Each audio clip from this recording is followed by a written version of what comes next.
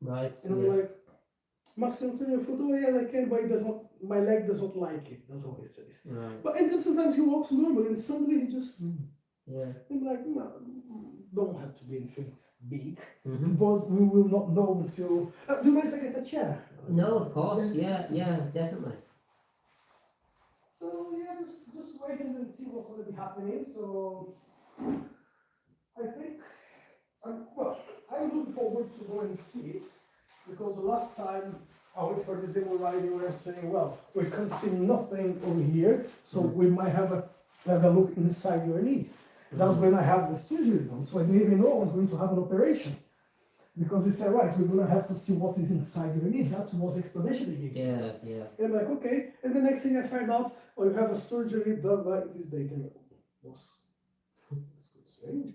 Anyway, it fixed about for 17 years until I had this issue back in April. So yeah, let's see what happens. So tell me about your fall. What did you do? How did it happen? So I was leaning against the worktop in the kitchen, which I often do in the morning because I'm like my back hurts and I'm trying to take the pressure off my back. Yeah. Just to give it a rest to ease into the day. Nothing, I thought, gosh, it's a safe position to be in. So I was leaning with my soft, like, what I do is I really do lean against the worktop in the below the ribs where the soft tissue is between the ribs and the pelvis. Right. And so I'm leaning against the wood, and then all of a sudden I just kind of lost balance a little bit and just I sort of turned round, spun a bit, and pushed really hard into the worktop. Just wasn't expecting it. It just happened. So I jolted into the worktop. So I was already resting against it, and then I spun round and really went further into the worktop. And I just thought, oh, that's really painful. And then I thought maybe it's not too bad. And then, well, the next few minutes it just like seemed to swell up. It seemed to hurt more. Yeah. And it's just been really bad ever since. So which side has been? The side I'm laying on. Right. It's that side that I've hurt. The side that is at the top now, that's when I fell before. Yeah. It still isn't 100% better yet. Okay. But it's definitely a lot better. So it still hurts, but all this area here. Yeah. So I think I've injured the other side more than.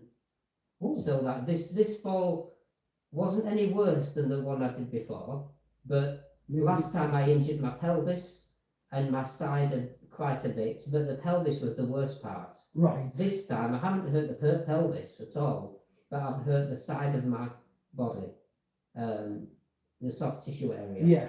So I feel, honestly, I feel really frustrated and I feel stupid for like having to say, oh, I've fallen again. Like it wasn't a fall, it was more of a losing balance and jamming into the worktop hard and into an area where I wasn't ready. You're not built to you're not built in that area of your body to withstand a lot of pressure and force.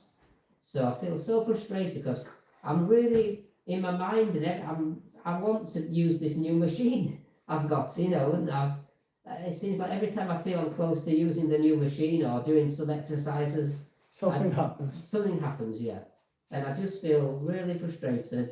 And it's been harder, like, recently because I aggravated it more by sleeping in bed. I must have moved into a bad position, so that's definitely made it worse. And so I've had some bad days where, honestly, I've not been able to sit on the chair, even in the evening. Right. So, it's just been very, very tough. Today I'm having a much better day, but I'm not sure if tomorrow will be the same. Tomorrow I'm toing and froing more at the moment between good day, bad day. I'm sort of having better day, and then 2 bad days, and then a better day. It's just it's quite hard still at the moment. Right. Did you mention you have an appointment tomorrow, or is that going to be the day after? And the swim definitely didn't help. Really? No, it didn't help at all. I think I made it worse after the swim. Okay. So I shouldn't have gone in the water. I But only went how in would for you a know? short time. It was a lovely swimming pool. Mum really enjoyed it. Sorry, what was your question? Sorry, was I? No, it was not a question. You say how could you know it would make it worse going to the swimming pool? Well, I know. At first, I didn't go in the water. My mum went in with Eve, and they were swimming around. And after about 35 minutes, I went to the lifeguard and said, "I'm, I'm not in the water myself because I've had an injury.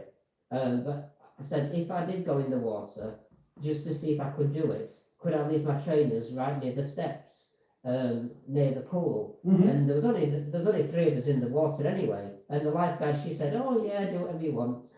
Okay. So I said I'll give it a try.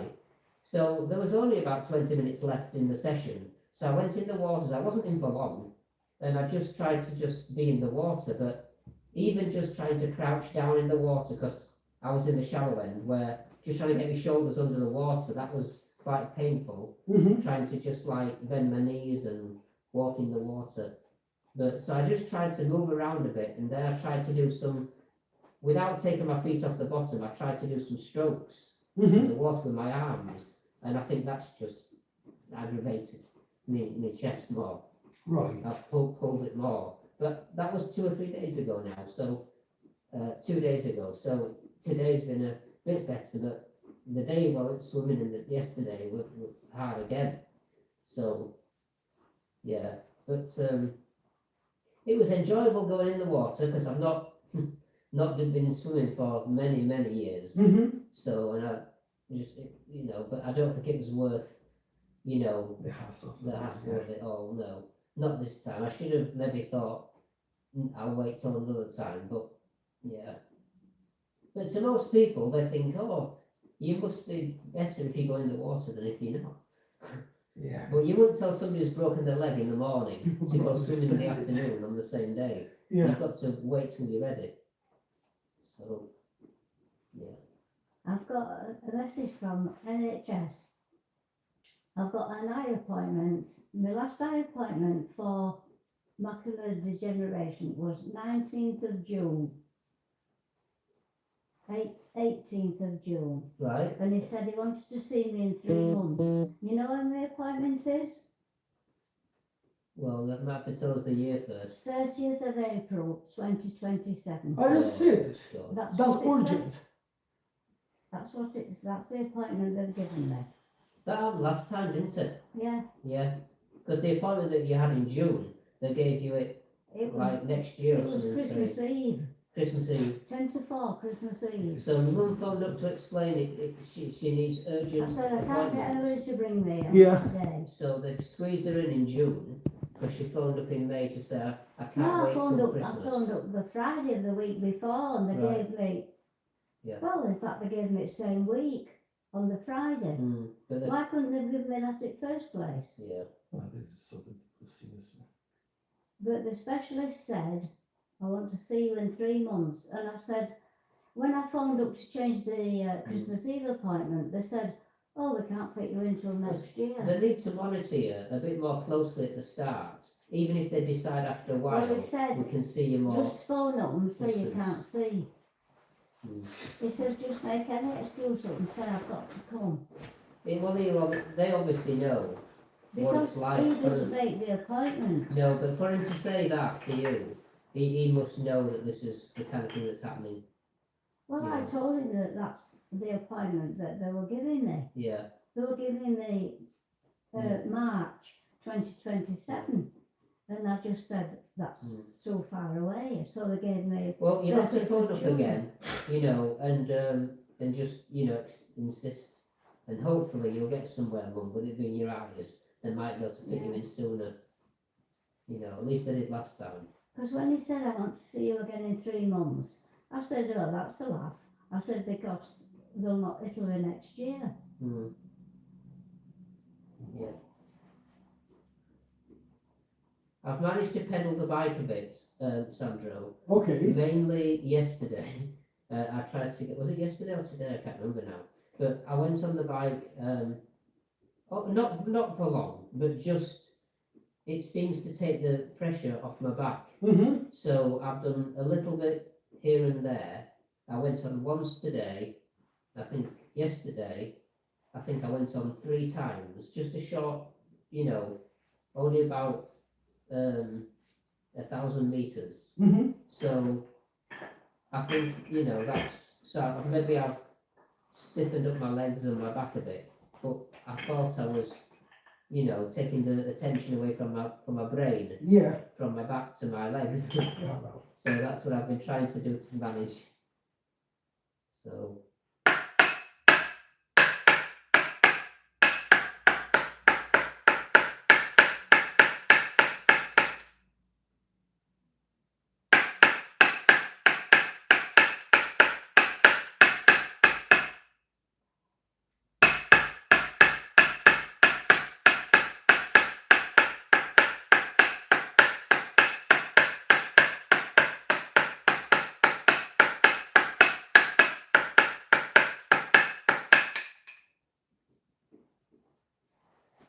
Did I tell you, I think I said on the phone, I saw the physio, the one I've been waiting for years to see, Tim Hamilton, Oh, we spoke last week about him, and we didn't speak much. and he's moving away from the area.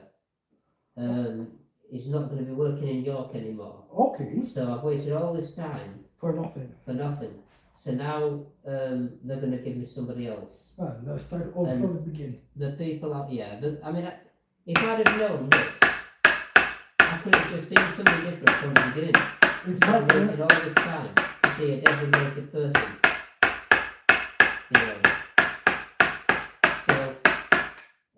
So that's been frustrating. And then I also saw the doctor in Middlesbrough, and I won't be seeing him anymore. That was the last appointment. But like I said, he didn't want to do it. But it's taken 5 years for him to finally say, I think you'd better give it more time. And he said, give it 5 more years and then we can review it again. And my mum said, well, you'll be working in 5 years' time. No, I said, will you still be here in 5 years? And he just laughed and walked He out. laughed. Just laughed and walked out, and that was the last we saw of him. And I looked on the internet, and he's 59 years old. So he's retired. So he won't be working in 5 years' time. He'll be 64. And even if he said, oh yes, I'm still working, I'm 64, will he be operating at 64? And even if I'll put you on the waiting list. By the time I'm on the waiting list, he'll be 66 or 67 by the time it's my turn for the operation. So there's no way he'll be working and operating at 67 years old. I mean, doctors usually retire before the retirement age comes. So he has no intention Oh, hell. of operating on me, Oh. and he's dragged it out all this time. He finally did explain, though, what he intends doing in the operation.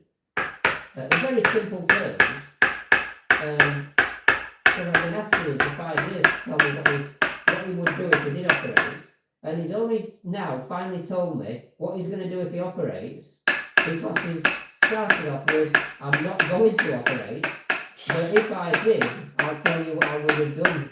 It's just a joke. It's just so ridiculous. Man. Yeah. So my latest idea is to go to London, right? Yeah. I found a hospital in London to try, and that's my latest idea. It's the surgeon, believe it or not, that operated on Neymar. Oh, is it? Yeah. I'm going to go to the hospital that the doctor went to Qatar to operate on Neymar in Qatar. They had 4 doctors working on him, and one of them was from London. And I'm going to go and see, not him, but somebody in his team. Yeah. That's my latest idea of what I'm going to try next for my feet. Jesus. Man. Yeah. What a mess. Seriously. I mean, at least Neymar's walking and running Oh, well, around. enough, I mean, yeah. it's not like he's in a wheelchair. So I may as well give the guy a go. Because the surgeon in York, did you know that Mr. Budgeon in York, the foot surgeon, he operated on one of the triathletes, the Brownlee brothers. No, One of the Olympic triathlete. And I think they got Olympic gold or Olympic medals anyway. The Brownlee brothers, the triathletes. And he operated on the oldest one. And after he did the operation, I don't know how successful it was, but he never competed ever again. So I thought, that doesn't sound right good. At the time, I was a little bit wary. I thought, oh, I'm not sure about this. Just because he's done the operation on a famous person, it's not like then the end of the story is he went back to competing and won another medal. He didn't. He basically had the operation and then he retired and never competed ever again. How old was he then? Well, I mean, he was not massively away from retirement, but he had to retire slightly earlier Right. because his brother was still competing, and but the older one retired. He maybe retired when he was about 37, 35, I don't know. 30, it could be 32 for all I know, but probably in his 30s, and never, like you would have thought he might have run a marathon or something instead. Yeah. Because they often downsize, well, they increase the distance and they go slower and normally go into marathon running and stuff. Because there is a triathlete at the moment who's just run a marathon. I think he might be called Yi or something. This young, well, he's older now, but he's started doing marathons and stopped doing triathlons. So usually that's what happens when they're, near the end of later in the career. So he didn't do any of that. He just retired straight after the operation. It might be. He just thought, I want to walk and have a life. I don't want to push myself back into competition. And I'm glad I've had the operation, but I don't want to compete. I don't know. But it's just a bit. It would have been a nicer story to know that the great surgeon in York operated on him and he went back to competitions and won again. Well, that would be nice to hear. I mean, the Neymar story is a bit better, isn't it? He's had an operation by this doctor I've found, and he's scored a penalty in the World Cup. I know he didn't really play very well in the World Cup, and didn't play much, but at least He still managed to do something while the others didn't. exactly, yeah, he managed to at least run around a bit on the field. Yeah. He didn't completely get told, we're near fit enough, goodbye, and we're not picking you at all. So, yeah. I mean, he's not the player he was, is it? Yeah, well, We're not the people who we were 20 years ago, were we? No. Yeah, but, so that's, the latest idea.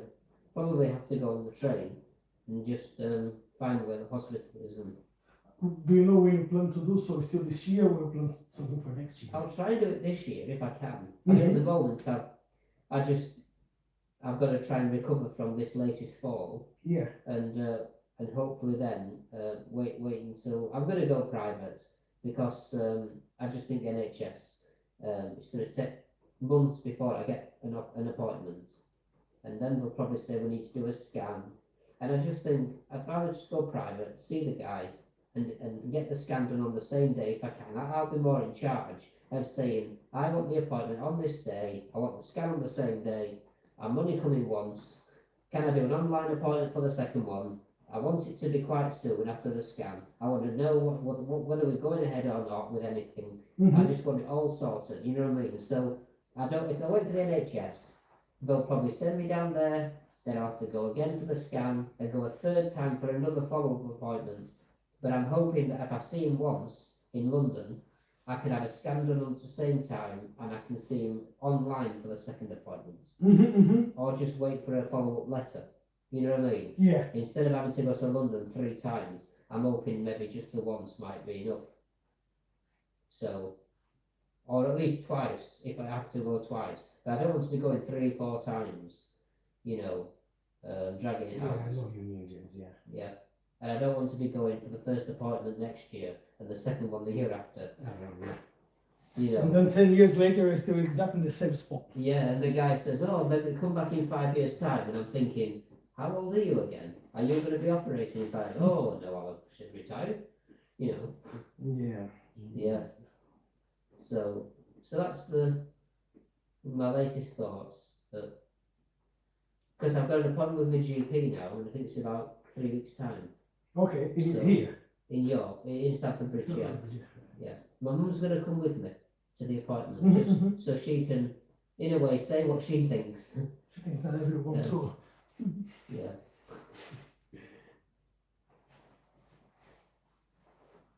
Yeah.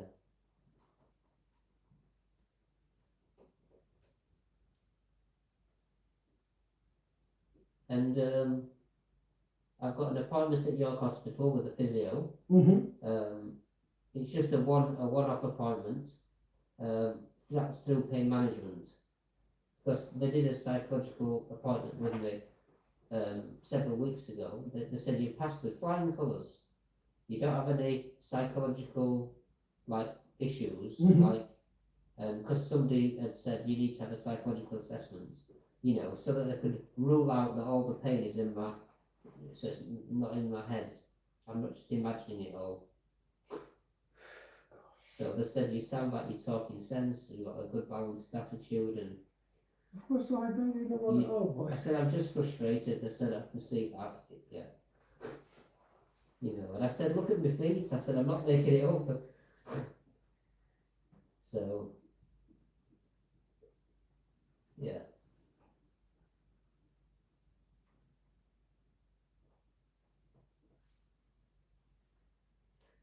Yeah. So there's no sport on TV at the moment. So I've got withdrawal symptoms syndrome. I can't wait even 2 weeks for the premiership to start. You know. Oh, well, when is that starting? Um, Is that on the 10th? August, maybe the 20th or something. Because they've got to have the Community Shield Yeah. the week before. I mean, there will be some football from the lower leagues. They start, I think, the week before as well. But yeah, I'm sort of looking forward to the start of the Premiership, just to look forward to a few distractions. Mm-hmm. And how about your friend Simon? He's still down south or he's back? Is what, sorry? Your friend Simon, is he back or he's still down south? Yeah, he's back. Yeah. So he'll probably pop over at some point, Mhm. because he said he'd help to paint the fence, Right. the other side of the fence, and the neighbour had sort of asked if we could let them know what paint we'd used on my fence, and I just said, oh well, my friend Simon, like he'll do the other side of the fence, because we offered to do it last year, and they said no, but now they've changed their mind. Mm-hmm. So yeah, so he's going to come over to do the fence. Oh, is the one here on the side or is the back one? The back. The back. The back, yeah, the other side of the back fence. Ah, So okay. it's not much compared to what has been done already. It's just a Mhm. bit more finishing it off. So yeah, and because he likes football, he'll probably come and watch a football match at the Yeah, same those are time. nice. Yeah. So we might arrange it for the first weekend of the Premiership season. Mm-hmm. So that'll be like the 20-something of August. So yeah. So yeah, just should be Oh, that's interesting. nice. Yeah. So, and we finally finished watching the series on TV. Me and my mum, FBI. We've got to Oh, see yeah. season 8, and it's Well, was it the last one or? well, no. There's a season 9 next year. There'll be a season 9 because it definitely ended on a cliffhanger. Mm-hmm, mm-hmm. So yeah, one of the main people in the program got sacked, like from his job, because he disagreed with the way the FBI were doing things, and so they sacked him. And then at the end, somebody approached him and offered him another job, for him to be able to maybe get his job back in the FBI to work undercover. Mhm. So it all looks like it's definitely going to be another season. All right, yeah, that sounds nice. They said that they've started filming it. It'll come out in America first, so that's really nice. Look forward to that. Yeah, oh, that's good. So yeah. Well, for me, when was that? Was on Friday. I was just home on Friday having some meal. I was doing something. Mm. I don't think it was nothing important. And then also said something like, right, there is something on the cinema and Max wants to watch it. And then maybe we can watch it when we go, before we go to Brazil. Mm. And then she just checked, oh, by the way, we only have another week before it stops. You know, so what's that? It's like Minions, you know, these cartoons, Minion and Monsters, whatever that is. Oh, really? And I didn't even know what they were talking about. And I said, all right, so we just need to pick a day and make it happen then. Yeah. So, okay, how about tomorrow? And then we thought, you know what? I think that'll be the best because she was going to work at 3 o'clock, and I found we could go at 9 o'clock, 20 past 10 in the Mhm. morning, or 10 past 11. So, 10 past 11 sounds nice. So we went there. It was, to be honest, there's this app called Kids Pass. Mm. So you have like a bit of discount when you buy through it. Then you just need to book the cinema and put the Which number of which the cinema voucher. is it? Well, it's for most of the cinemas. To be No, I honest. mean like We went to View. View. Yeah. Okay, is that Clifton Road? Yeah. Oh, yeah. There's one at Monk's Cross, isn't there now? Yeah, most was is what's the name? I'm out of touch. I don't know what it is anymore. Well, it's the modern one. It's the new modern they put it Yeah. in there. But for But the us, View Cinema's nice. yeah. Well, Yeah. I would say it would be the same distance, you know, to be honest. But View, we didn't have to come all the way from A64 going there. We can cut to the ring road, Mm. and then I'm already there. Mm. You know. Yeah. So yeah, fine. So we went there. So we buy these tickets. Normally I buy it for £8 Mm. or £8.50, something like that. Yeah. But you can choose any seat in the cinema what you want. Oh, right. So Yeah. you know, normally, if you go for the very cheap one, the difference between the cheapest one, Oh, there's different prices there. yeah. So it starts from £7.99 Yeah. up to £12 Okay. or something. So by £8.50 you can pick any seat Mm. what you want. And I was like, okay, that's fine. Mm. If I want to save a bit more money, yeah, it's only 30 pence between one ticket to Mm. the other. One thing what we didn't realize, I asked, yeah, do you want to buy some popcorn? Oh, that's where they make the money. Yeah, I'd like to get some popcorn Yeah. and some drinks while I am in the app. Oh, no, don't bother about that. We get it tomorrow when we are there. Oh, and it's more expensive when you. You know, like, are you sure? I said, yes, so Mm. fine. We got there. We from the website. The difference is not huge, Mm. let's put it that way. But when you consider it's 4 people, because my brother-in-law came with us, Oh, yeah. you know, you would pay £11 on the app. Once we got there, it was £15.50. So it's £4.50 more. Just for popcorn. Just for popcorn Yeah. and a little drink. Yeah. And for something what she was saying like, oh, I didn't even have half of my popcorn. I paid almost, well, I paid over £20. Oh, when I yeah. got They my give you something. too much and you're paying for Yeah. stuff you don't even eat. And I was like, well, Yeah. I told you before, if you want to get anything, Yeah. get to the app, you know, you Mm. will not see the difference. So things what you paid 20 something pounds, you could have paid £15 altogether, so you would save about £7 in there. But yeah, so, Yeah. but no, for one, Yeah. £6.50 for one drink. Mm. And I was Oh, like, God. what? Yeah.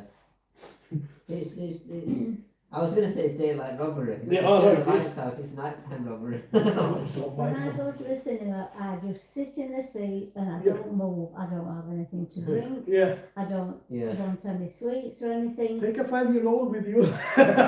A cheap date, I suppose. No, if I get there, I just put a few things in my bag. You know, put a bit Yeah. of chocolate, some snacks in my bag, and I walk Yeah. there. Once you walk inside that, Max, I want this. I want Yeah. that. You know, well, how about you? I don't want anything, but you have to get one. So Max, I don't want anything. Yeah, but just to avoid that noise, just give me whatever. Yeah, it's hard, isn't it? Yeah. It's like you said, oh, they've run out, and then that's like, but they've got some, and everybody else. Yeah. Yeah. But anyway, first time we went to the cinema was in was it April? Once we came back from Poland Mm. after Easter, he wants to watch this Mario thing. Oh, And I yeah. say, yeah, that's fine, I know Mario from my childhood, so yeah, Yeah. not a problem. I quite enjoyed it, to be honest with you. We Yeah. saw one on TV, but this one was on the cinema, and then a couple of things was shown in the cinema. Yeah. Oh, it's Paw Patrol with dinosaurs and blah blah blah. I Yeah. want to see that, and I said, Max, that's gonna come in August.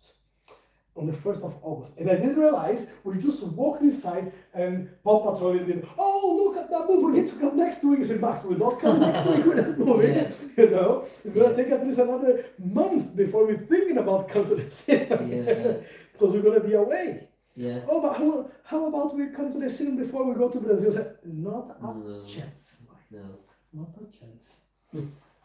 But yeah, Yeah. But you know, time to time I just look because I say he's a lonely boy, you know, and then he knows how to play on his own. We Mm. went in the apartment doing some work in there, and God Almighty will be there for 2 hours, and then he building monsters with the mood, and then okay, now I'm going to destroy the monster with the water, and he sings, he shouts, and I'm like, You know what? He finds happiness with the most simple things. You Yeah. know, and like yeah, but from time to time it's not a big Yeah. issue going to the Yeah. cinema here and there, but yeah, it's Yeah, just a bit of a variety. yeah, yeah. And sometimes something is expensive and it's still enjoyable. Well, But yeah. sometimes the simple things are also nice to do. But and then I was sorry, James, a bit stiff. But I was thinking how many times I've been going to nightclub, night out, and spent 100 Oh. just to have a hangover on the next day, Yeah. you know, and think like, why compare about pay 30 quid to go to the cinema with the little one? So yeah, but it's not the 30 quid, it's good also. Yeah. But anyway, yeah, it was a nice time. We kind of Yeah. enjoyed it, yeah.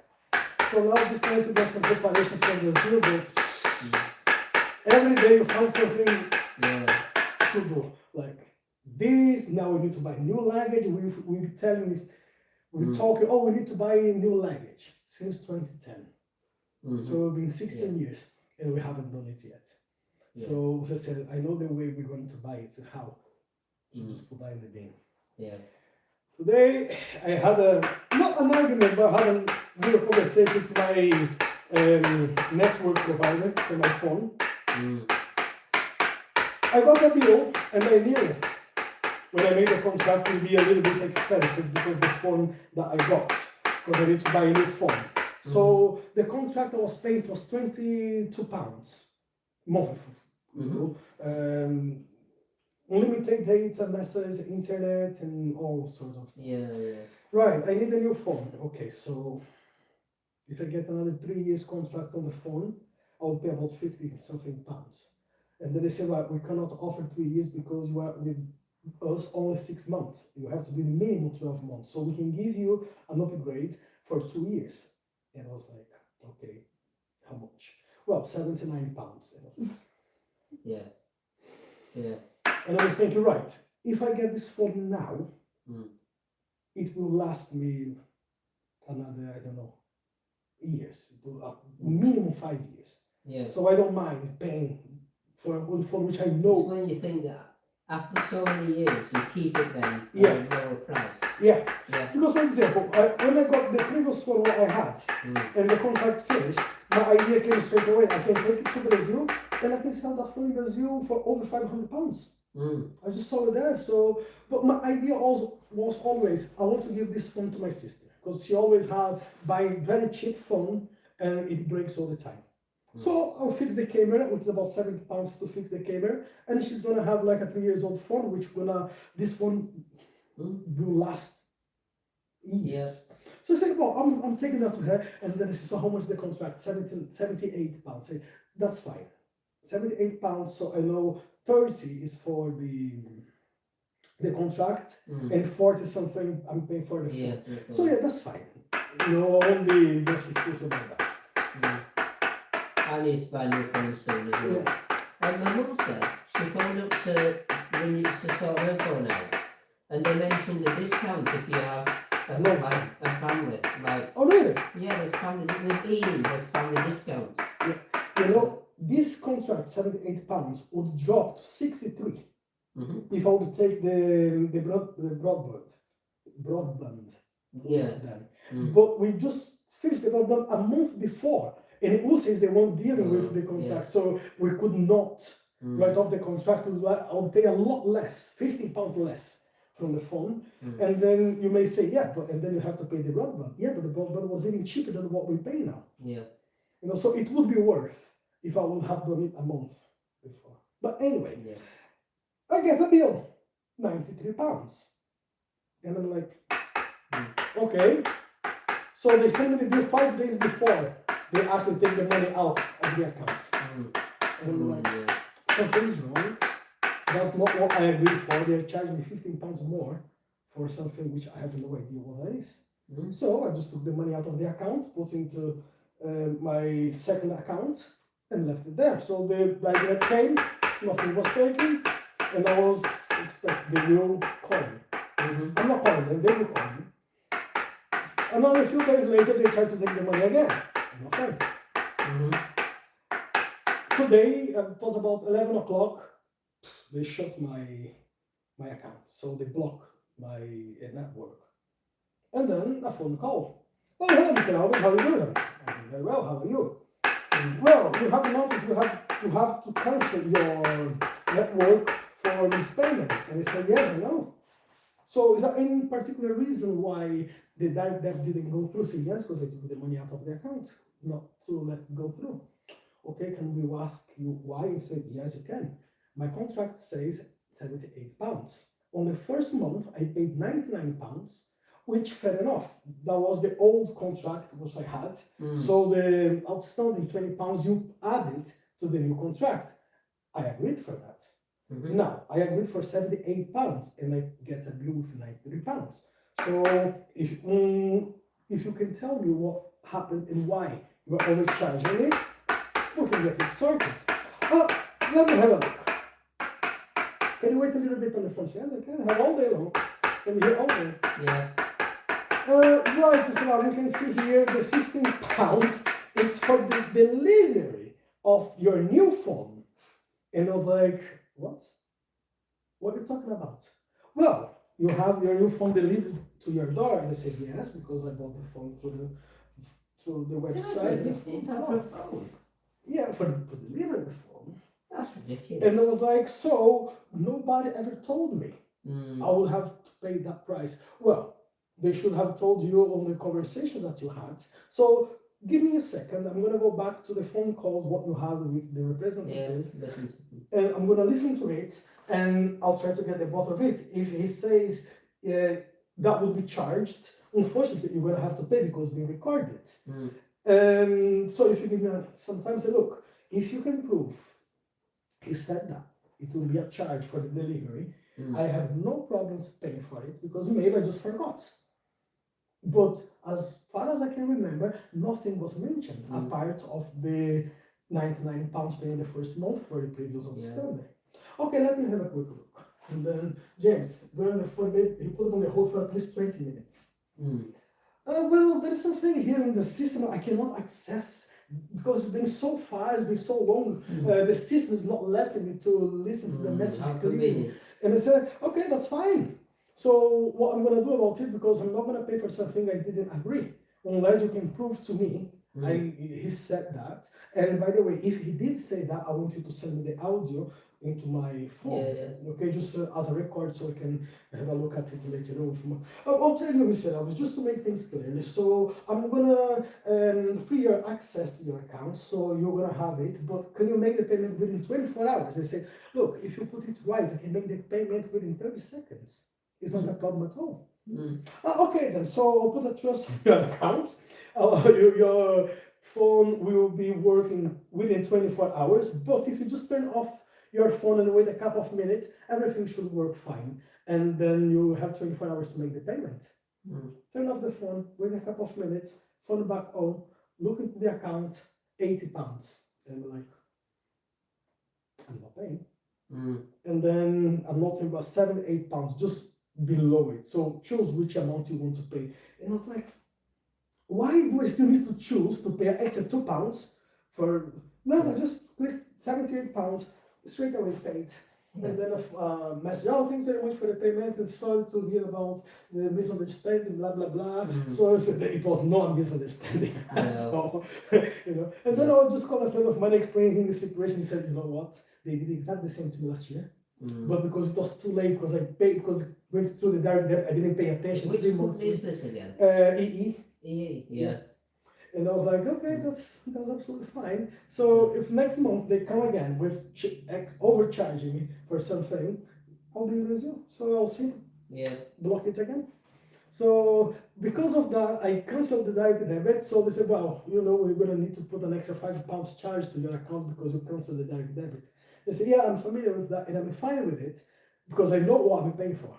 I just don't want to pay for something which I had no idea what you guys have in there. It's terrible, isn't it? And it's all frustrating, time consuming. Yeah, it is. Yeah. Because I could have done a lot of other things before and... Yeah. They never pay you back for the time they've wasted. Oh, never. No. No, they don't. And then I just looked back, I'm £300 missing. And I had £310 in my account, that's what I had. And they say, okay, £300 gone. Where? And I'm just like, no, what's Mm. wrong here now? It can't be. Yeah. What has happened? And I'm looking everywhere. Where's this money gone? So I call the bank. Okay, we need to make an investigation. We're closing your account. We're like freezing your account. And I said, you don't have to freeze my account. There's nothing left in there. There's 10 quid. You don't have to freeze. I just want to know where this money gone because I can't see this money nowhere. Mm. You know. And then we say, well, there's an operation showing here on the accounts from South America. And I'm like, South America, okay. And then they gave me the name, it's my bank in Brazil. Mhm. And what I didn't realize, when I first had that problem, I started going to the clinic and seeing, I was paying with my Brazilian credit card and I never realized that. Mm. So the payment came straight away and took the money to pay the credit card in Brazil, which I didn't even realize Mm. that was happening. It was so many things happening at the same time. Yeah. And I was like, okay, but at least I know, I know where that went. So yeah, but sometimes like Ucia, did I mention to you she got my scan last month? What's that, sir? Ucia. Apparently she got a phone call saying she had something to do with a new SIM card from 3.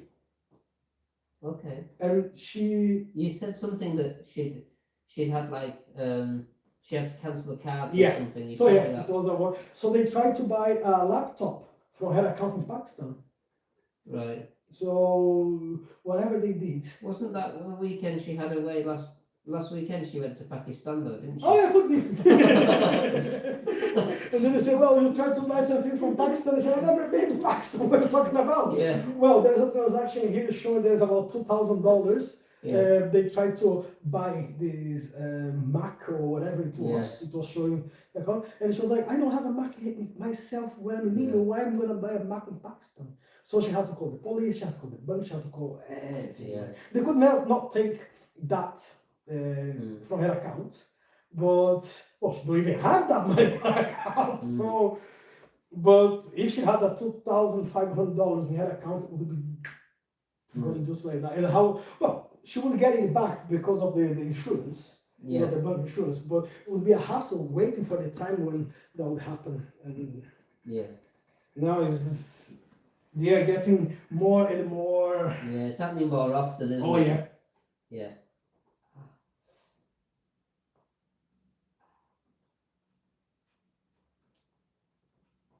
Right, I push a little bit this side. I'm gonna ask you to turn around, James, if you can for me, please. Yeah. And I'm gonna be very quick and gentle on the other side because that's the one you. That's Okay. yeah. So what I'm not gonna do much in there. What I'm gonna do, I'm just gonna work on the soft tissue, and I'm gonna put a bit of some of the creams what I have just to try to pull the inflammations out and try to relax the muscle a little On bit. which side? On the other side, so if you can turn Yeah. around for me. But I'll be very gentle. So. Okay. Yeah. Very, very gentle. So you don't have to worry. You can just scream with pain, but you don't have to worry. Yeah.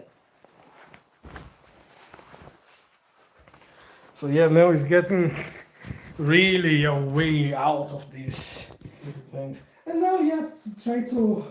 I was talking to my boss if he could let me have some money from my holiday at once. So instead like paying every week from my holiday, Yeah. he could give me these 3 weeks of up front so I could take some cash with me just in case. Yeah. And then he said he could. The only problem is because of the new software we are working now. If he does send to me 3 weeks wage at once, I'll be charged 40% for taxes straight away.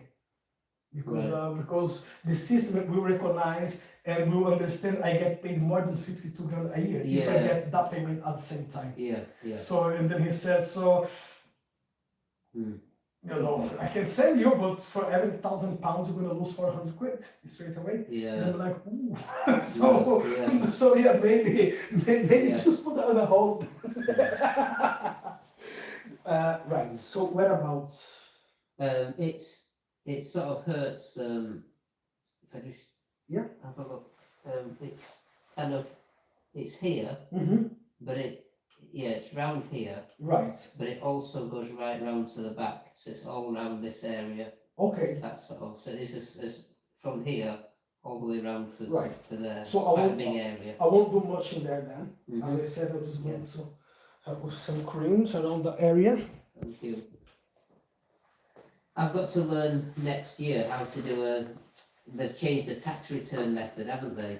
Oh, For again, self-employed people. again. Well, no, not again. No, I mean it's just mine starts in April. I've got to learn how to do the new Right. tax thing. So it's different for everyone.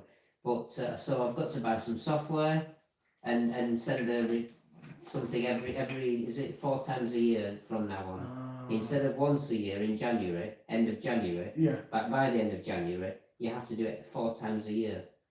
So I've got to Right. get a piece of software. I don't know what program to buy yet, or there's maybe some free ones to use. I don't know, but I've got to work out how to do it. Because I have no idea how to do it, James. I never paid Yeah. tax return because with work, Hmm. it's going like the boss sorted that out. With the massaging, with the capoeira, the capoeira, what we do is my student from York, John, he made like a non-profit organization for the capoeira. So whatever money we get in, it goes there as no profit.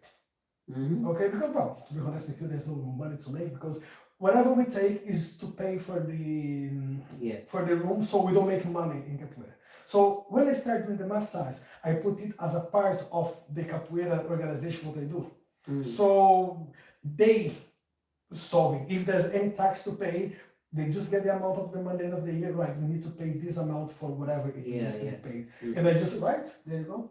So we split in between 7 of us. So that's why I have no idea how to do all those kind of things. Even today, like a guy called me. Well, he messaged me saying he wants to take his son to my capoeira class tomorrow in Leeds. But this boy trains with a friend of mine every Friday. So this friend of mine said, "Do you mind if one of my students come to your school and just train with you for some time?" I said, "Oh, it's not a problem." We kind of exchange. People go to him, obviously. And then and then his father called, "Oh, that's Kevin and William's dad." So we met like back in June in Leeds in another event. So my son wants to come. We came last week at your class, but he told us no one was there. And I was like, I got there 10 minutes before the class started. And when I got there, one of my students was already doing the warm-up. So, but I never said anything. I was just like, right, well, I was there last week. And then they said, "Oh well, we just got there, but the place was shut, so we just walk away. That's why we just let you know we're going to be there tomorrow, just in case if you're going to be there." And I said, "Yes, we'll be there tomorrow from 8 p.m. And then he says, "Right, because on the website it says your class starts 7 p.m. And I'm like, "Okay." Because I don't run my website. The guy who runs my website is the guy who is in Oxford. So I didn't even know how this thing. So I just let everybody run the group and do everything there. And I'm just the guy who appears time to time and say, "How are you guys doing? Is everything okay? Oh yeah, everything's fine. Anything needs change? Anything needs signing? No, everything's fine. So okay, let's train them." But I don't want to have nothing to do with the etiquette of the group. You guys sort everything out. Payments, you sort insurance, websites. So until someone tells me what's happening there, I will not know. So tax return, that's another thing which I had no clue how to do it. So I can't help you. Thank you. I use very simple methods because basically for my job, people pay me hopefully on time, and sometimes I have to chase them up, as you know. Sometimes they refuse to pay, things like this happen, and literally I just declare what I earn. When it's paid, and that's all I do. Very simple method, So now this extra thing is just I have to report more frequently, which is fine, but you have to get software that's like. But are you registered as a sole trade or self-employed limited? Return. The sole trader. Sole trader. Yeah. So basically, I've just got to find the software that's acceptable because you can't just I don't know, do it on Microsoft Excel, you know, you've got to use a program that they, you know, acknowledge, Yeah. that they like accept. Because as I say, what we use for work, I only know that because I do the paperwork after the leave, so I mean some of the payments what I got or some of the invoices. We use at Zero. Zero. Yeah. And it seems to be quite a decent one, you know. Yeah. But I would not know what to tell you how it would work about tax return. I know it does most of the jobs, Yeah. you know, it tells you what to do, but I would not know Yeah. how to help you on that one. That's okay. I've got to find time to learn it, but I've got until April next year, Yeah. and then I have to start doing it that way. So yeah, then there are videos online, of course, YouTube videos and things, but they never seem to answer the question that you have. Ah, well, yeah. I know that. It's always like I have a very simple question, which is I do my tax return by the end of January for the year before. Yeah. And then all of a sudden they want me to start doing it more frequently, 4 times a year. But I'm thinking by the end of January next year, I'll have submitted a tax return for up to April the year beforehand. Mm-hmm. So then by the time it gets to April, that's a full year behind. So in a way I'm thinking, am I supposed to tell them, like in say April 2027, like what I've earned the year before that for 3 months? So I think it's like a year behind, because they can't be asking what have you earned in the last 3 months, because you wouldn't have had time to do it by midnight. So they must be like for the period beforehand. So they still want to know, I think every like quarter of a year they'll want to know what did you earn a year before, like a full year before in a 3-month period. So I think it's just more regularly telling them and paying. I don't know if you still, I don't know what, I'll have to look into it more, whether you have to pay 4 times a year or pay once a year still, but report it every 4 times. Right. So I'll have to find out, and then what software to buy. Because a lot of these softwares that are free, it says free software, it's easy. And then you find out it's a free trial. Oh yeah. You know, so it's free for 12 months Yeah. or something, and then you have to start paying. And then you find out it's like 30 quid a month, and you think, oh, well, I wasn't paying 30 quid a month before, now I've got to pay 30 quid a month from now on. Which, that doesn't sound too bad, but then there might be, if you don't research it enough, oh, it's free for the first 12 months, then you pay us £100 a month. And it's like, whoa, that's a bit more expensive, I want to do this one. So, you know what I mean? It's just, yeah, I don't need to have any sophisticated £100 a month software. I could hopefully find something cheaper, because it doesn't have to do anything, you know. I don't have foreign overseas income, and I don't have all this stuff going on, and you know, so hopefully I'll figure it out, you know. So yeah, so that's don't have to worry about it just yet, but at some point. Yeah, but something. Yeah. So. Something on the list. Yeah. So yeah, apart of that, I'm looking forward to getting this, to be honest with you, and just try to relax a little bit. Yeah. But Lucy keeps complaining, all the time go to Brazil. It's nice because we have a free thing, but we don't do nothing. Say, yes, because I want to relax. You know, we're doing a long trip, so this time we may go to a couple of different places in there. Just nothing crazy and nothing far. A cousin of mine said they can take us. It's about 120 kilometers away in some national park, and we can spend the day in there, or maybe just get to like a hotel and stay for 24 hours or something. But yeah, something very, very easy, you know, very easy.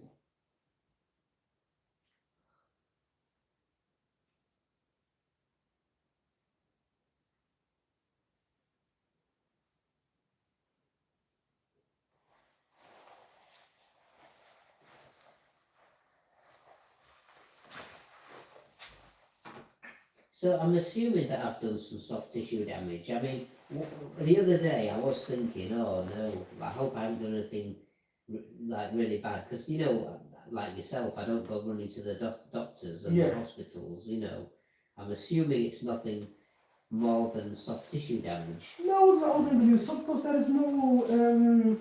there's no bruise in there. You know, everything seems okay. But yeah, surely there's some damage in the muscle, the soft tissue, not in the deep tissue. I wouldn't think.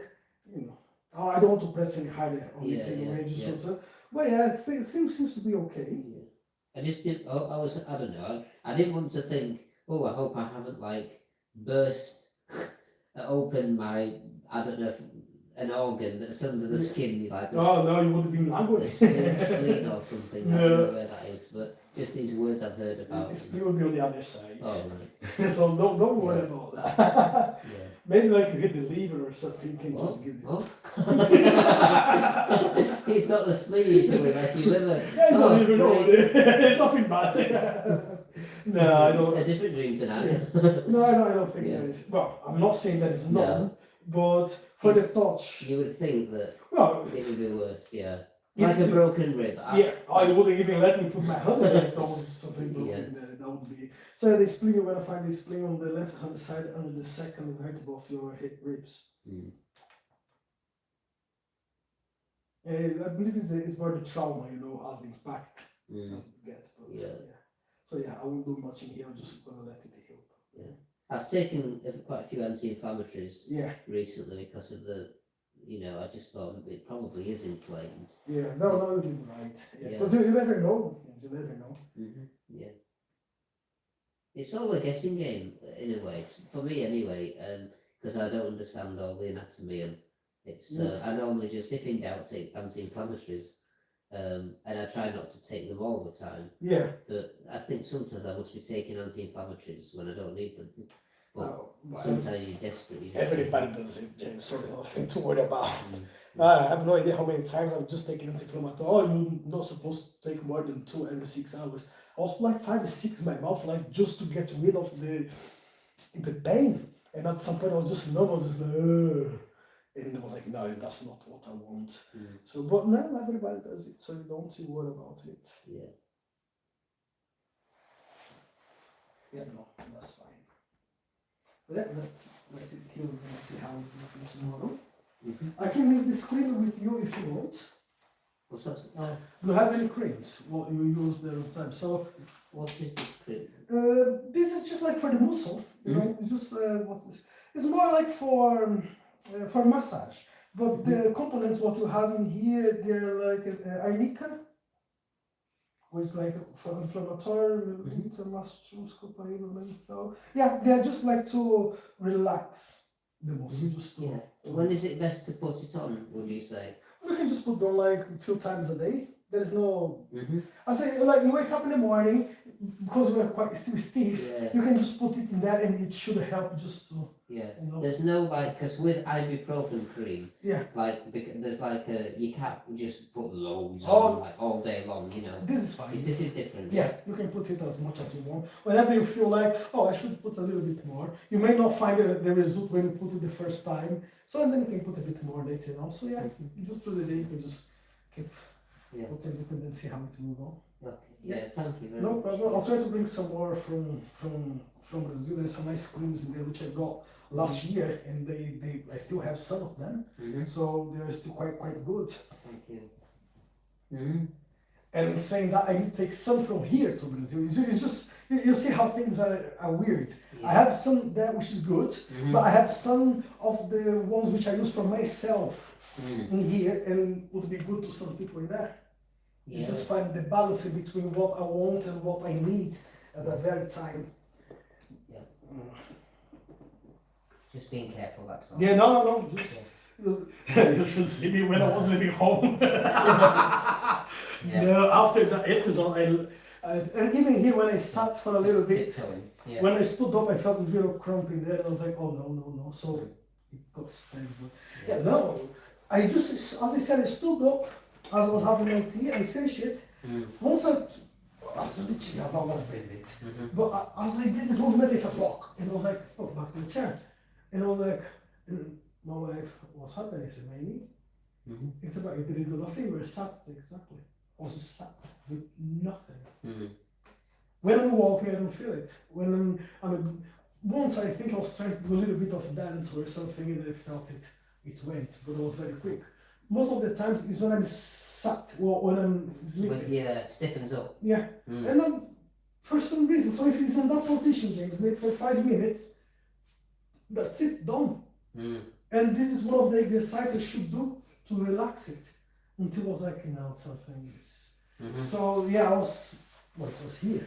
Yeah. And then I found, let's see now. No, now it's not as bad, but when I was put my finger there before, it's very stiff, like I'm touching the wood, Yeah. the deeper muscles.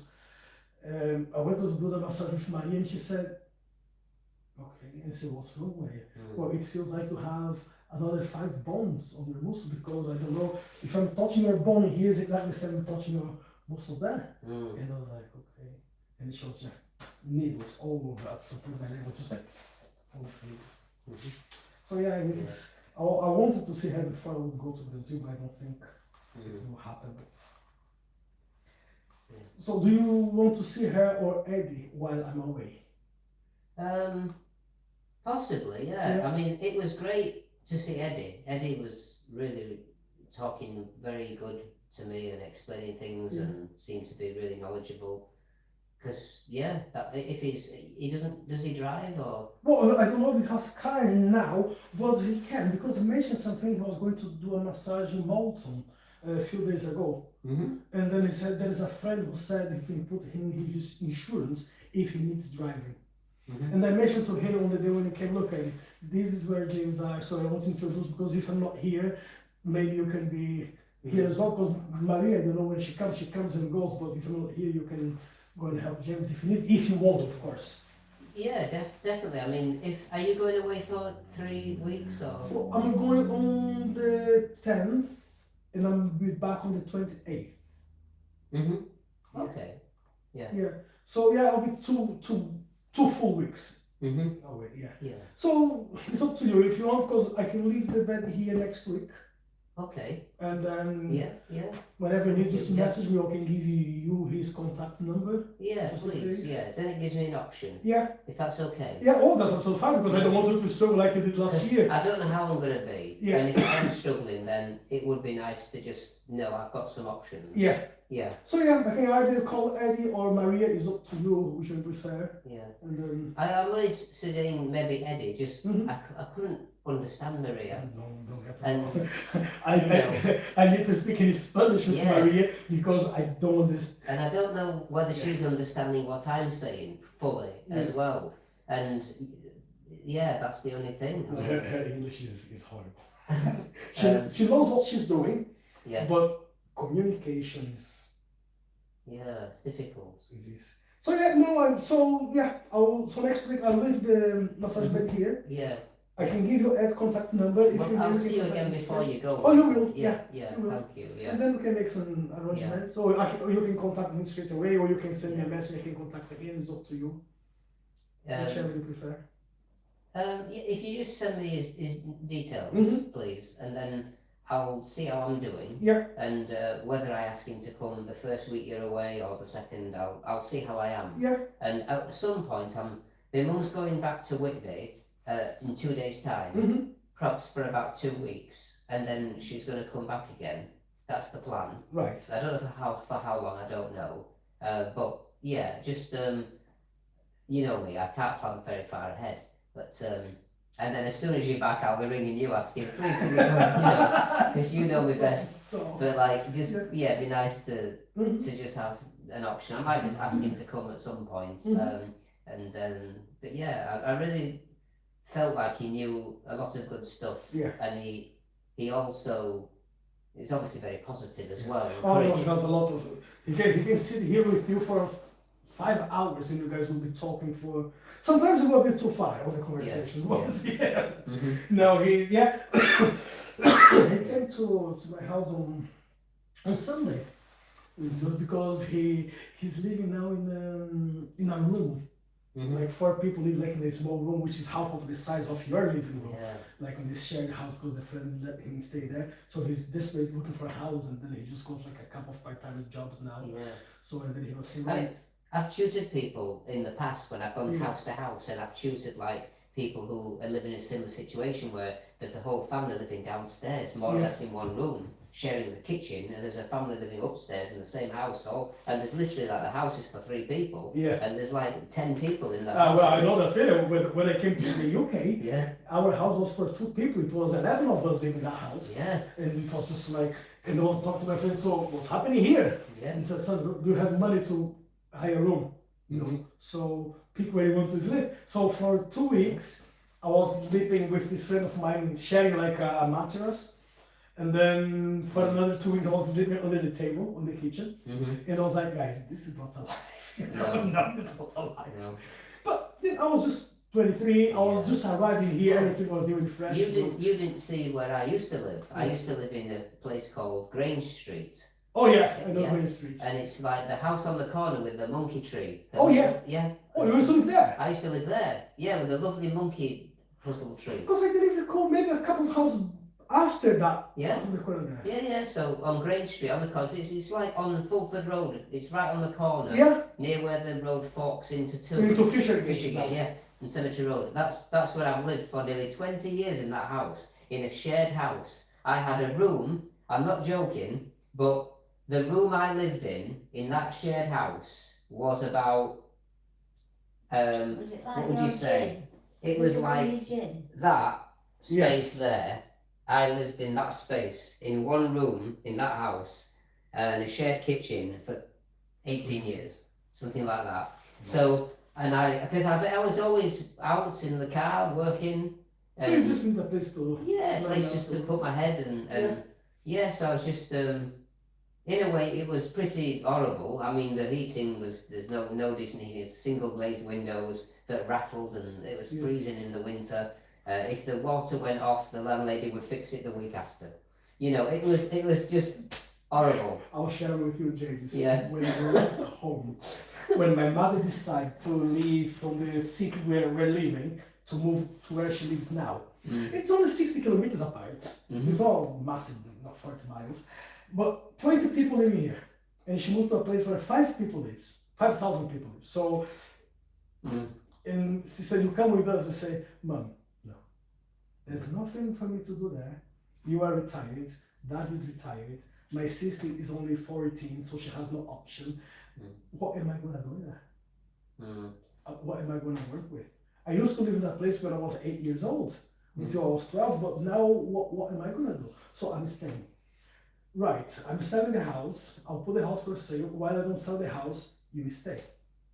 Once the house is sells, then we find a place for you to live. So you were living in the big house on your own. Yeah, but I didn't want to be there. It was too big. Yeah. You know? Well, it was not a huge house. This was but in Brazil. in Brazil, yeah. This is where the wild parties that Yeah. Ronaldinho used to go to. It didn't take long, maybe 2 weeks. Mm. 2 weeks, and then someone said, look, I need a place to live, but I don't want to buy anything now. Can I rent your house? Mm. And then we had like a little shed outside of it, so I could stay there. So the house was there, rented, sent the money to my mother. She bought the house somewhere else, and I was living there. And I thought, this is not right. There is some family living there. I know it's nothing to do with where I'm living now. Like the house is here, I was living near a garage, for example. Yeah. But it was like, no, I want my freedom. I want to go out. I Yeah. don't want to tell no one what time I'm coming back. Mm. And I just want to enjoy my life. Right, I'm gonna hire a room to live. If I, James, and I told them, I found a place to live. Okay, we're coming at some point to visit you. And I said, don't. Mm. She was gonna come to see her brother, no Yeah. brother-in-laws. And then when she just appeared in front of, she found out where I was living, James. She just walked in. And she was like, pack your stuff. You're going back home. And I said, no, I'm not going. You are. Yeah. You're not going to live in there. Mm. Yeah. But Yeah. In my room, I had a cupboard door. You open the cupboard door, and that was the shower. yeah, You know, you literally stepped into a little light tray, Yeah. and you turned the thing on. You were literally showering inside a cupboard. I'll tell you the place where I was in. I'll try to explain Yeah. to you. I don't even know how to Yeah. explain to you. But if I would get now a garden shed, Mm-hmm. That would be a 5-star hotel comparing to the place I was Yeah. living My for brother lived in a months. garden shed in Jersey. Really? He lived in a garden shed, RJ, Wow. for 6 months. Yeah. If I had a garden shed the way we have it here, I would be there until now. Yeah. This place I was living, James, the bathroom. So it was me. It doesn't feel real anymore. When you think back to these memories, you just think, I can't believe I did that. James, the thing is, there's no way I can describe to you how the place looked like. Try to imagine. The floor was concrete. It was just concrete. Oh. Okay, just concrete. And Yeah. it was like 1.5 meter. Oh. to Yeah. 3 meters on the side. So the Yeah. only thing I could fit there, it was my mattress Yeah. and my little CD player. Yeah. If I would put Wow. like one of the if I would have a table like this, it wouldn't fit in the room with the Yeah. mattress in there. Mm. And the walls, it was just someone got a brick, Yeah. cement, and put the side without measuring or anything. The door was just like, Yeah. it was something like this because I could see everything, but it was outside the toilet. Yeah. And then it was another couple, very young couple. I think they were like on the Yeah. not even 20. They just got married and lived together. So we used to share the same shower room, Mm-hmm. you know. So Yeah. our shower room, once again, think about the shed. Mm. For one person to walk inside the shed without a roof. So it was like this box with one pipe. that was and Yeah. when my mother she looked at this, so no, you're not staying here. You are going back home. Yeah. You're not staying here. I said, Mom, I'm happy. And they said, well, you tell me you are unhappy when you are in my house. And I said, no, I never said that. What I'm saying is, I don't need much to be happy. And then she said something like, which I still remember, yeah, you don't need much to be happy, but this is less than nothing what you are having right now. And Yeah. I didn't raise a son to live like a pig. Get out. So that very same day, Yeah. we just went near to the house where we still had, and it was a gentleman there. He lived, his yard was very big. So his house was on the back, and then he had another 3 small houses, which he was renting in Yeah. the same place. And the price was, it was not even 5,000 difference from the place where I were. Right. And it was like a house with a room, a kitchen, a little toilet, and Yeah. space. And my mother, now you have somewhere Yeah. where I know where you are. You're not going back there Yeah. because that place I would have even put pig to live in there. Yeah. And I was like, I was happy. I've just remembered this rug that you're standing on Yeah. was I used it as to make the carpet thicker where I used to live. That was the size of the room. This carpet Really? is actually the size of the room. There was just an extra little bit that was maybe about from there that with the carpet finished, and it was just like just a little slither Yeah. where the carpet basically was the room I lived in. Well, So it's only small, probably would say it was like the same like this place I Yeah. was mentioned to you, probably. and yeah, you just get used to it. Yeah. Never mentioned a couple of, no, sorry, yeah. What you described is like more primitive, but you know, tiny. I'm not even mentioned the spiders in this thing. One day I just walked inside, you know, I just got drunk 4 o'clock in the morning, Yeah, and as I'm going to my mattress, I can see there is something on my mattress. And I'm like, what's that? I couldn't see it because it's dark. I just put the light on, and the snake was just there like a sleeping. It was, it's a coral snake. Just Snake? yeah, it's on the top of my mattress, and I was like, no, it can't be. And I was like, I was looking at it, I was like, no, I was a bit drunk, but I was like, what am I looking at? I couldn't figure out what that was. yeah, Because it was like something like very small. And it's like, oh, did any dog got here and shot to my mattress? But no, it's something very colorful. And right. I'm like, what is this? As I'm getting closer and I'm looking at it, I just closed the mattress and I left it. When I moved the mattress, the snake just started going on. So, whoa! Yeah. No, you have no idea, James. I'm telling you, you have no idea. Not a chance. No. No. Do you have electricity? It was just one bulb. It was just one bulb and a little extension just to put my radio. That was it. And Wow. but that was I was thinking, but this is my place, Like, yeah, I'm happy here because, as I said, I didn't need much because Yeah. from Monday to Friday I was working from from 6 p.m. until 6 a.m. in a factory. So I used to work overnight and I come back during the day. But on the weekends, then I would spend days with my friends and then go to the nightclub and just go there to sleep. So for me, it was just like, I don't need to tell anyone what I'm doing. I don't need to, Yeah. I don't even have keys for that room because you just walk in and then open the door and that was it. Yeah. Like you put a little chain with some locker, but my mom was not happy Yeah. at all. But now, when I look at it, Yeah. I was 17 at that time. So it was almost 25 years ago. Almost 25 years ago.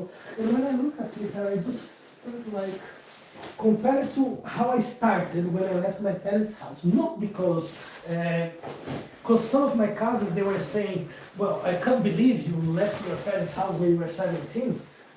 And I was like, what would I do? Like you live with your mom until you were like 30 years old, 40 years old, getting drunk, bringing troubles to the house. No. Yeah. My mother saw me drunk once. Right. Once. Yeah. Drunk. And then a teacher of mine took me home Yeah. on his arms, put me down. My mother opened the door. She looked at me. It's not enough having your father. Now you. And then for 5 days she was beating me because I was just like. Yeah. So I promised myself, well, she will never see me drunk again. Yeah. So she never saw me drunk again. And then when I was 17, I was just like, you know what? I will go to work in farms. But I still work in farms. I was coming back home on Friday night and staying on the weekend. When she moved to the other city, that was the time I said, okay, from now on, I'm just going to make my own way. It was not easy, I'll tell you, it wasn't, but I managed to survive. Wow. But it was a nice experience, James, It was a nice experience. Character building, that's what people say, don't they? Character building. Well, yeah. And from there, What made you want to come to England? I never wanted to come to England. I came by accident. It was an accident for me coming to England. It was nothing which I planned because Eddie, and he came here in 2002. Another friend of mine, Chris, he moved here 2003, 2004, and they opened a capoeira school. So they opened this class, and it was spread. It was like many students all the time. So they need our teacher to come to grade them and the students. So they invited him and another teacher of the group. But the other guy, he didn't want to come because he just started like some business with his own garage, painting cars, and he didn't trust to live with his employees. And then Chris said, look, I always want you to come here and stay here with me so we could like work together with the capoeira and stuff. How about the ticket is there, you don't have to pay for anything, you come here, you have 2 weeks to decide if you want to stay here or if you want to go back to Brazil. But your ticket is paid, your accommodation is paid, and we're gonna give you like some cash for the work if you're gonna do like teaching some workshops. And I said, no thanks. Yeah. So that was 2005, and I never want to come. I never want to leave Brazil. So for over 1 year, I was saying, no, I don't want to go. Until my teacher came and then he said, look, they want me to go, I'm not going on my own, or you coming with me, or the event is not happening. And it was like, so I don't want to hold anything just because I'm saying no, but there's other people in the group. You can ask any other teachers to go with you. I don't care about them, I care about you. You coming with me. And I'm like, okay, let's do it then. So 2006 I decided, right, so if we're going to do it, we're doing it. So I took my passport beginning of 2006, and then I asked, so when you want to make the event? We want to make the event, I think it was something like June or August. No, I'm not doing that. So why? Because my birthday, I just want to spend with my family, I just want to be here, you know, I don't want to go nowhere. Right, November, that's the time. Okay, November is fine. Left Brazil 35 degrees, I got hit as -2. And I was like, there's not a chance I'm gonna stay here. Yeah. So the first week I was just like, what am I doing? Yeah. People are speaking a language which I don't understand. It's cold. I cannot even walk on the street. I don't have money. I entered here with 20p in my account. You know, because they said don't bring anything. Everything will be provided. So I got to the airport and the guy says, so where's the money? So I have no money. So what are you talking about? How long are you going to stay here? 2 weeks. And you have no money. So, no. What are you talking about? So, look, I've been invited. There's a letter saying here, you've been invited, the ticket's been paid, you're going to lecture in York University, you're going to give some workshops to some of the students who are doing some PhD, God knows where. I didn't even know what PhD was at the time. In 2 weeks' time, I'm going back home. That's my home. Yeah. So I was there for 5 hours answering questions before they let me in. So the first week I didn't want to stay. The second week I was just like, and then on the second week they started taking us out. And then we got a pint. And I was like, okay, how many people will share that pint? Because in Brazil we have like this bottle 600 ml. Yeah. So you get like a small glass and you share between everyone, and then you get another one and say, oh, that's for you. And I was like, no. So on that week, every single night we are out with the students, eating the restaurants, going everywhere. Every day I have money in my pocket. And I was thinking like, I was living in that environment. I have a bed. I never saw a bath in my life. There's a bath in my house. And then they were saying, look, you have 6 months to be here, to decide what you want to do. You can't work because you are on a tourist visa. But if you lead some classes, you can stay for the 6 months and we pay all your expenses because you're not gonna get any money. But if you help us lead in some classes, we cover all your expenses. And I was like, let's try it then. And then I started traveling. I started traveling to London, to Scotland, to Europe, leading workshops in different places. So whenever I was out there, people were like, oh, thanks for the workshop. There is some money. And I was like, how much money is that? And 2006, we didn't have, it was just when YouTube was starting at that time. So it was no smartphones. It was nothing. I used to have to buy like a little card in the off license to call my mother in Brazil, you know, to go like on the streets and call. And I was like, I'll stay the 6 months. 6 months passed. I don't know what happened. The only thing I remember, look, you need to, what they say, you need to find a job. Whenever, if you want to stay, you need to find a job. Well, I'm a chef, but I don't speak the language. So I started working in an Italian restaurant washing plates. Just cash on hand, washing plates. Next thing what I know, I was going back to Brazil in 2010 to get married. I don't even know what actually happened in that between. You know, I don't really. If you ask me what were you doing, I was teaching, I was traveling.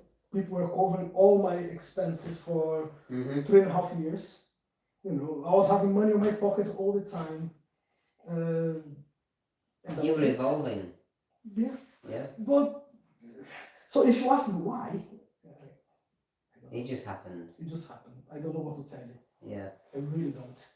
But 15 years later, my mother still kept asking the same question, and it took me 15 years to realize an answer to my mother. And so why did you decide to not stay here? And they said, because I didn't want you to bear another son. And then she was like, no, I don't get it. Say, well, you will not. You'll never get it. My father just looked at me like, and turn around and walked away. And then I just had to explain to her, look, I was never a troublemaker. I was never like a person starting in fight or starting any trouble. But it was situations like we're here, just 3 of us talking like the way we are now. And I just see a friend on my side, he just like kneel and drop on the side. And people just look at him and say, hey, what you doing? And then blood come out of his mouth. Someone on the other side of the road have an argument with someone, just pull the gun, just to show, look, I have a gun, the gun by accident shoots the guy straight in the chest. And we're like, ooh. Well, you know, and you can just be talking here, how is life, how is things, and then everyone just, like in London, like when the terror attack happens, everyone just stops, someone comes and starts stabbing. And it happens all the time. You're just talking to a friend, how is life, how's everything, and then the only thing you hear, and then someone on your side just, there was a bullet there one day, there was some knife stabs in here when people just coming out of that club and people just pulling guns and knives, and I'm like, yeah, probably if I would be there, you know, maybe I would be there, maybe I would be in prison, you know. So I was telling my mom I was never a troublemaker, you know. But if a fight was breaking here, I was not running. I was just like, okay, fine, I'm gonna walk. I'm not giving my back. I'm just here, and someone always gonna. You know those American movies when this neighborhood does not like that neighborhood, this Mexican neighborhood, all that. So Brazil was, in my place it was like that. This neighborhood, Stanford Bridge, does not like people from Pocklington. Oh, you don't even have to go too far from Foston. Or people here don't like people from Wilberforce. But everyone will meet in Full Sultan for a party. So everyone, like 10 people from each place can prepare for the fight. And we're just there, trying to have fun, trying to talk to people, and things happen around you. And I start considering these small things. Do I want that? Do I want to be in this environment? I never worried much in this classified from my mother, from my father, because they don't go out. They are not in town, they are not like, you know. But you cannot ask a 20 years old man who likes to go to the pub or nightclub to stay at home because it's dangerous going outside. So I was just like, Yeah. So that was the explanation I had to my mother, because and I believe that's what I believe. I didn't go back there because there's a high chance. Yeah. And most of them, I would say I lost like few friends in there for fights, or people just lost bullets going around, or they get like accident, they're just walking the pavement and a drunk guy just gets a car and starts hitting people in the car because he's drunk. So I consider a lot of things. So in a way, like where you are now, like living in Tadcaster, doing these jobs, and meeting people, travelling around, doing your stuff, you're happy. Like, because like people won't realise, but you've come from what you've just described, and that was a very volatile, like place. It was a very strange relationship I had with life when I was in Brazil, if you can put it that way. You know, I put myself like in situations which now when I look at it, I was like, why? Like I was doing bodyguarding jobs because I knew how to fight. Let's say because I was good at what I was doing. I'm not saying, oh, I'm good in fighting, but I was good at that time in what I was doing. And in my city, there's a big colony of Dutch people living there. So the area around where I live, everything is around them because of the agriculture, the cows, the pigs. So they run the state. You know, they export food to the world. So there's a lot of serious money happening there. And they have like the kids. When, as I said, the kids want to go for a party. And I was working in some of the farms, and they were saying, look, we know your father. Your father used to work for us here with machinery or anything. And we know you can fight. You have a license for guns because of the job I was doing. In the countryside, there was a lot of people stealing the poison to put in to the grains, for example. So, for example, a little box like that lamp of poison to kill the little insects on the. It's about $20,000 for one of those little box, and you have like a full deposit, like with hundreds of those, so it's millions. You know, inside that box for like agriculture or vaccines for the cows. So people they try to come and steal it during the night. Tractors. So everyone who was working in the farms, they had a license to carry the guns while they were in the area of the farm. But you could not go to the city with the gun. So or you live in there, in the farm when you go back home, or you have to call the police and say you are going home and you're going to be inside your inside a box with a locker, and then you're carrying that with you. And then they would say, right, you cannot get to town, so this is the bus you're gonna take, so we know where you are. And once you get there, take a taxi, go home, leave it in there. But even though any noise around the neighborhood, or there's someone fire a gun, the first house they would knock at my door. Where have you been? Where's your gun? We need to see it. And I say, it's there in the box. So they would take it, they would, do a search on the gun if it's being shot or not, just because someone is shooting a gun, and I have the license for it. So it was like quite of. So some of these guys, the boss, they were saying, look, my daughter wants to go to a party in another city with another couple of friends, and we need your services. So, fine. So I was getting like what's the name? Nunchucks. Not the nunchucks, just like a big stick to hold the next. Truncheon. Yeah. Yeah. So I had one of those, a little radio, and a Yeah. knife, like a puñal. Right. And then I was just like, okay, so Like a bodyguard. yeah, I was a good bodyguard for a while. Well, But not with a gun, because I was not allowed, but, and many times I was just like, why am I put my chest in front of a bullet? Just for some money. yeah. I can do money without doing this job, but for maybe 2 years I was running doing bodyguard work. It was a great money, don't get me wrong. The problem was what I was getting paid in a night, I would get paid in 2 months working, just to provide security for rich guys who were starting problems with everybody because they had something to back them up. Yeah. So it was the time to say, so I put everything in a balance. Do I want all of this? But You don't want the hassle. no. Yeah. So I was